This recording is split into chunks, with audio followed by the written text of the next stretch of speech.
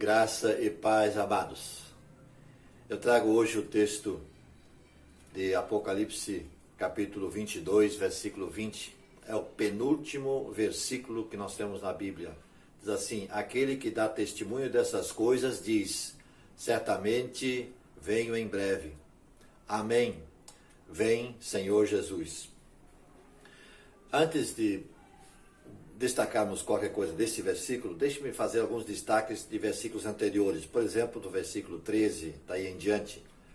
Versículo 13 diz: eu sou o alfa e o ômega, o primeiro e o último, o princípio e o fim. Podemos ler dessa expressão, desse versículo, que Jesus é identificado com esses títulos. E o que significa que ele vai completar a obra que ele começou. Começou lá e vai terminar. É a sua promessa, como ele tem cumprido todas as suas promessas, há de cumprir também essa. Versículo 14 diz: bem-aventurados aqueles que lavam suas vestiduras no sangue do Cordeiro, para que eles assistam direito à árvore da vida e entrem na porta pelas portas. Há duas versões, duas traduções desse versículo. Em algumas traduções nós lemos: bem-aventurados aqueles que guardam os seus mandamentos, e outras dizem que lavaram as suas vestiduras. Qual seria a correta?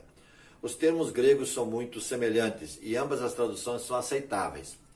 E podemos então concluir o seguinte: que somente aqueles que lavaram as suas vestiduras no sangue do Cordeiro são capazes de guardar os mandamentos.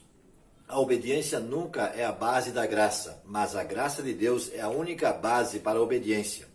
Foi a desobediência que motivou a saída dos nossos primeiros pais do Éden e os privou de desfrutar da árvore da vida. E é somente através do sacrifício de Cristo, o qual resulta numa vida de submissão e obediência, que qualquer ser humano poderá entrar na cidade e ter direito à árvore da vida. 15 fala: ficam fora os cães, os feiticeiros, os impuros, os assassinos, os idólatras e todo aquele que ama e pratica a mentira. Aqui muita atenção, nem todos entrarão. Eu quero estar no céu. Depende se você vai estar ou não. A Nova Jerusalém e a Nova Terra não estão disponíveis para todos.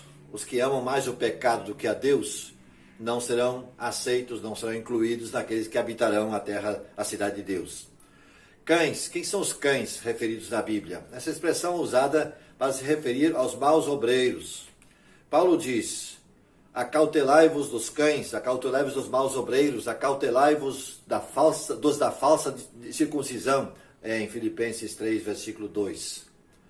E o versículo que nós lemos diz que ficarão de fora. Os que praticam a falsidade estarão do lado de fora. A decisão de estar na cidade santa, de possuir as benesses da eternidade com Deus, é uma decisão que é tomada nesse tempo chamado presente, chamado hoje. Hoje a decisão deve ser tomada. Hoje que eu digo, enquanto aqui estivermos nesse tempo presente. E a decisão é tomada individualmente. Todos nós, individualmente. Ninguém toma decisão por ninguém. Cada qual toma decisão por si, né? Todos nós faremos essa escolha se estaremos dentro ou fora da cidade santa. Versículo 16 e 17 fala: eu, Jesus, enviei meu anjo para testificar essas coisas às igrejas. Eu sou a raiz e a geração de Davi, a brilhante estrela da manhã. O Espírito e a noiva dizem: vem. Aquele que ouve, diga: vem. Aquele que tem sede, venha. E quem quiser, receba de graça a água da vida. O livro do Apocalipse termina com um convite. A última ordem de Deus a Noé foi um convite. Convite, que diz: entra na arca, tu e a tua casa. E por ser obediente, ele depois, naturalmente, recebeu a bênção de ficar vivo. Um apelo semelhante é feito a toda a humanidade hoje. Um exemplo: as caravanas de camelos que viajavam e viajam ainda, em alguns casos, pelo deserto, nem sempre se mantinham próximas uns dos outros, os viajantes. Às vezes uns se distanciavam dos outros. Mas quando o líder avistava alguma água, algum oásis que ele vislumbrava lá adiante, ele se punha a gritar e a gesticular: venham, venham, encontramos água. E o próximo, mais próximo dele, fazia o mesmo. E assim, o terceiro, o quarto, o quinto, até o último, receberam a notícia de que havia água estando próximo deles. Assim é a mensagem do Evangelho. Se você tem ouvido a mensagem do Evangelho, deve passá-la adiante. A missão primária da igreja não é lutar, e sim convidar.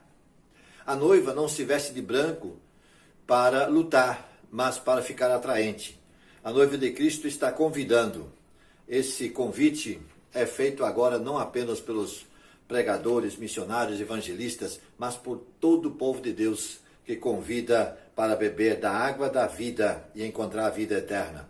Por todo o mundo, pessoas estão saindo dos seus matizes religiosos, procurando guardar os mandamentos de Deus e expressar a sua fé em Jesus.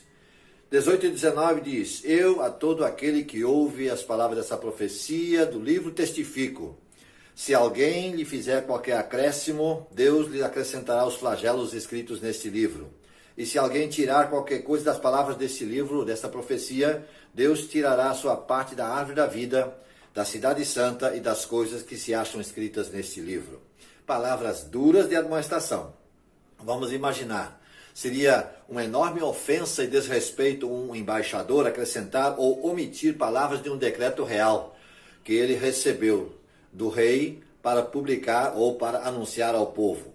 E a mesma coisa pode ser de um farmacêutico que ousadamente adulterasse a prescrição de um médico, onde uma vida humana estaria, digamos, em grande perigo. Há um grande perigo em tratar a mensagem de Deus mais liviana do que o embaixador trataria um documento oficial.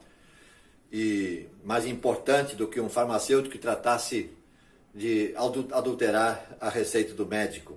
O recado de João não é apenas um alerta aos copistas, tradutores, através dos tempos, a serem cuidadosos nesse sentido. É também um alerta aos intérpretes particulares, aqueles que leem o texto e, através dos seus achismos, fazem dali então a sua doutrina. Eu acho que esse texto quer dizer tal coisa.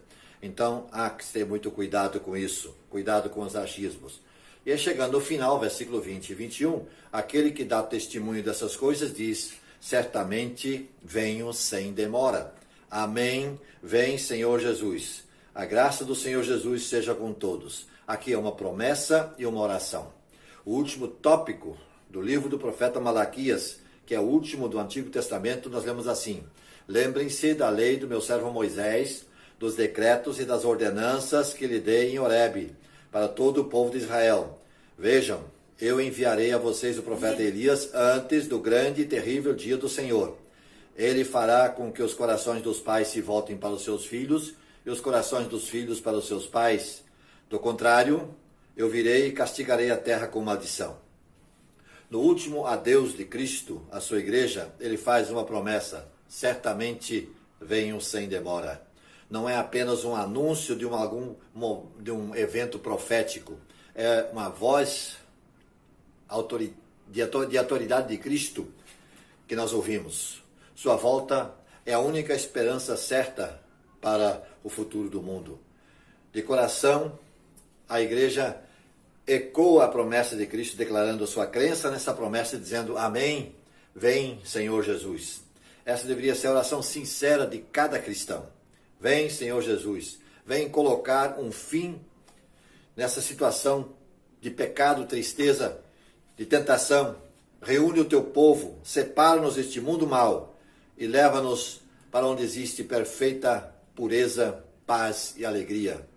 De cada coração, repleto de amor, em fervorosa oração, deve vir a resposta: amém, Maranata, vem, Senhor Jesus. Que Deus nos abençoe.